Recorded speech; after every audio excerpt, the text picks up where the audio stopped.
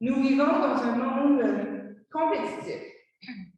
Un monde qui appartient apparemment aux champions, aux vedettes, aux plus forts, aux plus rapides, aux plus efficaces, aux plus performants, aux plus nantis, aux plus rentables. À ceux et celles qui se hissent aux premières places. Et cela dans tous les domaines.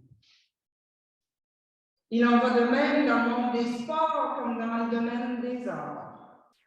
À la petite école, comme dans les plus grandes entreprises multinationales. Et les effets dévastateurs de la compétitivité sont visibles dans toutes les sphères de la vie. L'intimidation dans les cours d'école, le dopage dans le monde du sport, les fraudes et les détournements de fonds dans le monde des affaires. Et partout, la dépression des gens couronnés de succès, supposément. Voilà autant de signes que beaucoup de nos contemporains suivent les faux dieux qui tentent de nous faire croire que l'avenir appartient aux personnes qui s'élèvent aux premières places. Et nous voyons dans l'extrait de l'Évangile d'aujourd'hui que cela ne date pas d'hier. Jacques et Jean sont des gars bien ordinaires, deux pêcheurs d'un petit village des régions.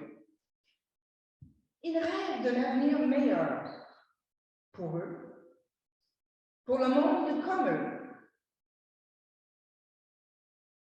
Les gens ordinaires, dont certains en arrachent plus que d'autres. Alors, ils acceptent l'invitation de suivre une étoile montante, Jésus de Nazareth. Ils se disent, s'ils mènent bien leur jeu, ils partageront peut-être sa gloire et seront à leur tour des stars. Ils veulent avoir voix au chapitre. Ils veulent se démarquer et laisser leur marque. Alors, ils se lancent. Maître, donne-nous d'être assis l'un à ta droite, l'autre à ta gauche dans ta gloire. Pas surprenant que dans un monde compétitif, les 10 autres disciples s'indignent si Jacques et Jean sont en tête. Ne seront-ils pas loin derrière, laissés pour compte? Les 12 ont beau suivre Jésus partout et l'entendre annoncer à répétition sa mort et sa résurrection. Leur dire et leur redire que c'est en se dépouillant qu'on accède à la vie en abondance. Ils n'ont pas encore compris. En tout cas, Jacques et Jean, eux, n'ont pas encore saisi que la gloire de Jésus n'est pas la gloire des vedettes de ce monde. Vous ne savez pas ce que vous demandez, leur dit Jésus. Plus tard, on verra qui est à sa droite et qui est à sa gauche, à ce moment de gloire.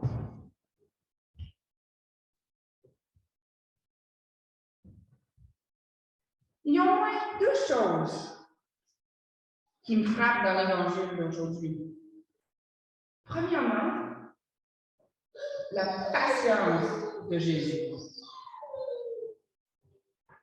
Comme je disais, depuis des semaines, nous entendons Jésus dire à ses disciples de différentes façons que les plus grands ne sont pas ceux et celles qui se hissent au-dessus des autres, mais plutôt les gens qui s'abaissent pour accueillir et servir les plus petits. Mais tant que les disciples ne comprendront pas, Jésus recommencera encore et encore. De toute évidence, ce n'est pas la performance des disciples qui est déterminante, mais la grâce de Dieu en Jésus-Christ. Jésus nous offre encore et encore des occasions de nous reprendre, d'essayer à nouveau, de repartir à zéro.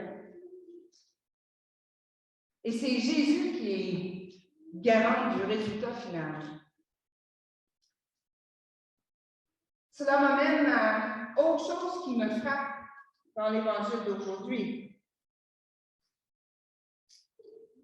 En reprenant son enseignement sur ce qui doit distinguer les disciples pour la énième fois, Jésus leur dit: vous le savez, ceux qu'on regarde comme les chefs des nations les tiennent sous leur pouvoir et les grands sous leur domination. Il n'en est pas ainsi parmi vous. Petit détail. Avez-vous remarqué? Le verbe est au présent. Il n'en est pas ainsi parmi vous. Même si les disciples ne comprennent pas, même si certains continuent à se disputer les mêmes places, Jésus ne se fie pas aux apparences, ni à la performance des gens. Il se fie à leur potentiel. L'élan de vie et de transformation que Dieu dépose dans le cœur de chacune de nous. Jésus sait de quoi ses disciples sont faits, ce dont ils sont capables par la grâce de Dieu. Il n'en est pas ainsi parmi vous. Chez vous, c'est différent. Récemment, lors d'une conférence sur l'avenir de l'Église et de la société dans le monde post-pandémique, Daniel Laliberté, directeur de l'Office national de liturgie pour l'Église catholique, disait qu'apparemment, dans le monde gréco-romain, à l'époque de l'Église primitive, les enfants qui naissaient handicapés étaient souvent abandonnés. Mais que les gens savaient que chez les chrétiens, c'était différent. Cette phrase m'a marquée. Chez les chrétiens, c'était différent. De toute évidence, Jean, Jacques et tous les autres ont fini par comprendre quelque chose. Peut-être pas parfaitement, mais ils ont compris quelque chose quand même. Et ça a changé le monde, littéralement. Ils n'ont pas attendu que le régime change pour être, par la grâce de Dieu, le levain qui a fini par changer la culture environnante.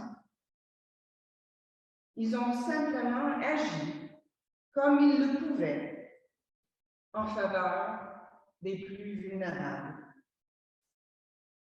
Chez les chrétiens, c'était différent.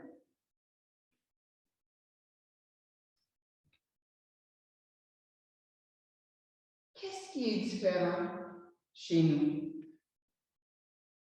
Être disciple de Jésus, quelle différence est-ce que cela fait dans votre vie, dans la vie de notre communauté?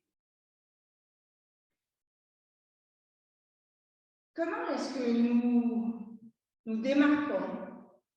Comment est-ce que nous laissons notre marque dans la société environnante qui valorise la force, la rapidité, l'efficacité, la productivité, la rentabilité, la jeunesse.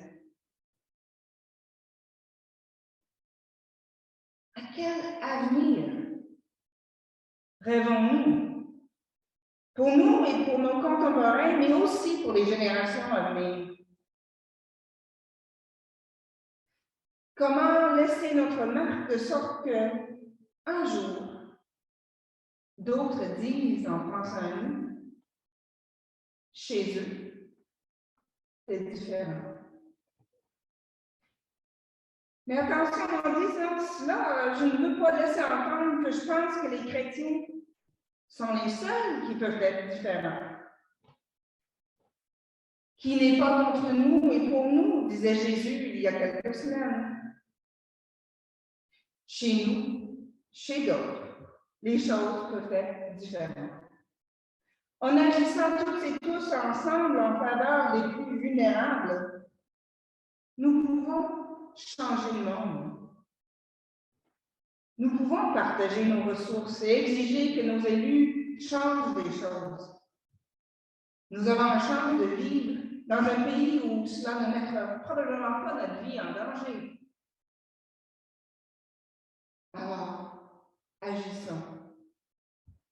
Faisons ce que nous pouvons en faveur des 1,2 million de personnes en situation de pauvreté au Québec, par exemple. Agissons comme du levain dans la pâte, de manière spontanée et énergique.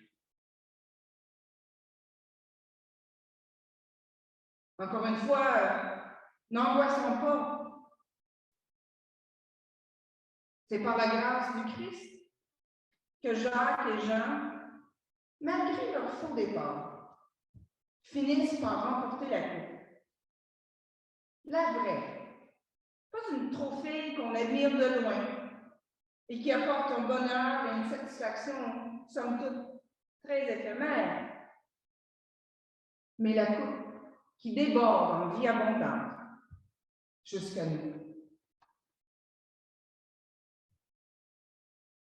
C'est une bonne nouvelle pour Jacques et Jean et pour nous aussi, n'est-ce pas? Jésus ne perd pas son temps à assigner des places. Ce n'est pas ça sa mission. Sa coupe est offerte à tous et à toutes, du premier jusqu'au dernier disciple. Et nous sommes invités à boire à l'entrée à la coupe de la vie qu'il nous offre. La gloire du Christ n'est pas réservée à quelques individus qui se démarquent. Elle est partagée avec tous ceux et celles qui prennent la condition de serviteur comme le Christ l'a fait. Pas besoin d'être jeune, fort, riche, puissant, super performant et efficace pour servir. Qui sont les personnes qui vous ont déjà servi à la manière du Christ?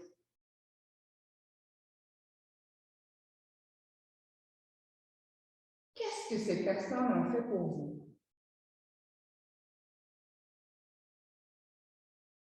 Quelle différence cela a-t-il fait dans votre vie?